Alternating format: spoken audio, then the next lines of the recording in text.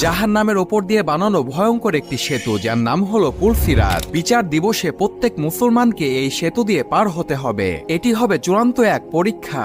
এই সেতুটি জাহান্নামের ওপর দিয়ে বানানো হয়েছে, আর এই সেতুর শেষ প্রান্তে থাকবে জান্নাত। যে ব্যক্তি এই সেতু পার হয়ে যাবে সে ব্যক্তি জান্নাতে চলে যাবে, আর যে ব্যক্তি পুলসিরাত পার হতে গিয়ে নিচে পড়ে যাবে সে ব্যক্তি জাহান্নামে চলে যাবে।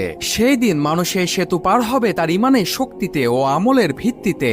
দুনিয়ার জীবনে যে যত বেশি আমল করবে তারা খুব সহজেই এই সেতু পার হয়ে যাবে। মুমিন ব্যক্তিরা এই সেতু আলোর গতিতে পার হয়ে যাবে।